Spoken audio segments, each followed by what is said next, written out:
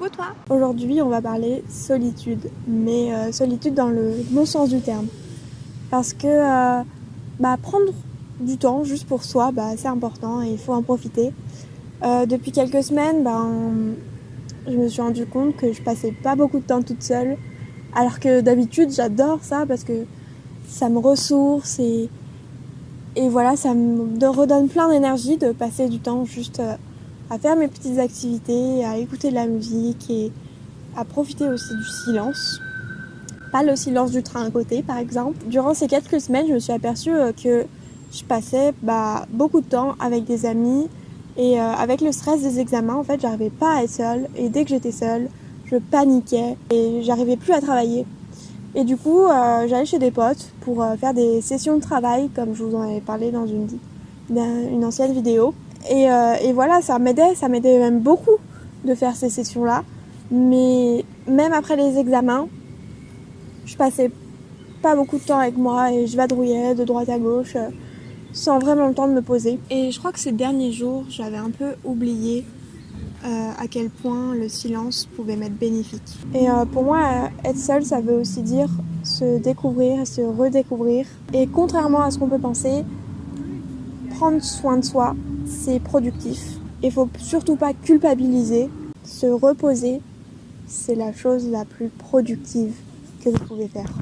Ça rebooste et après, on repart encore plus fort la prochaine fois, quoi. Donc, dans cette vidéo, je vais simplement réapprendre à passer du temps avec moi-même.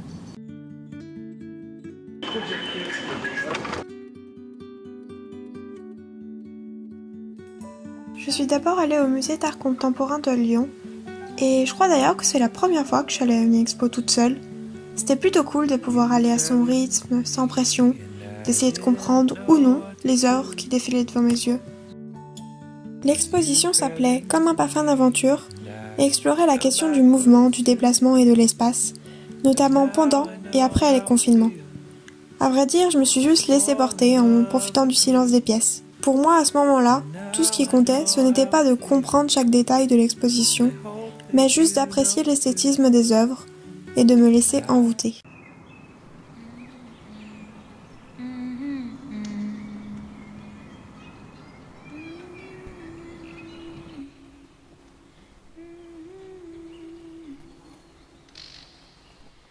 We both know this is temporary. Maybe we'll last till January. I lost control when you call me baby. If I go down that road, you know you're coming with me. But I chase rainy days. Oh, I love the way it tastes.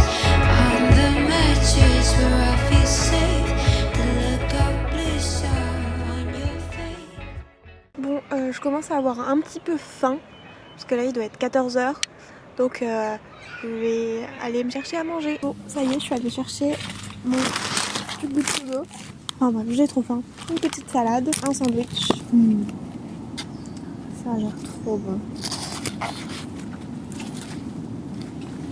Du coup, bilan de cette matinée, écoutez, ça fait vraiment plaisir de passer du temps comme ça, tranquille, sans pression, sans rien à faire en fait. Du coup, le musée, très sympa. La petite lecture, super sympa aussi. J'ai rencontré une dame qui est venue me voir aussi, me demander ce que je faisais et tout.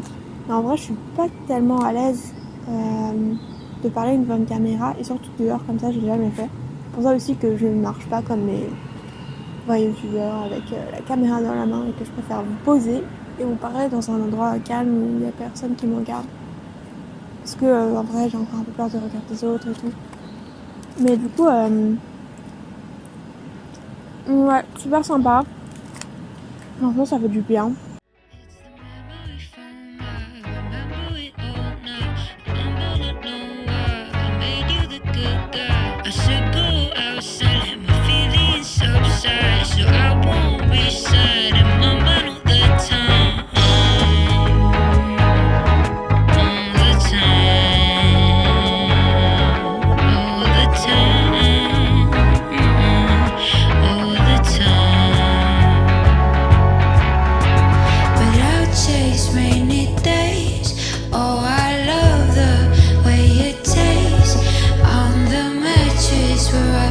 safe. The look of bliss on your face. We both know this is temporary. Maybe we'll last till February. I lost control when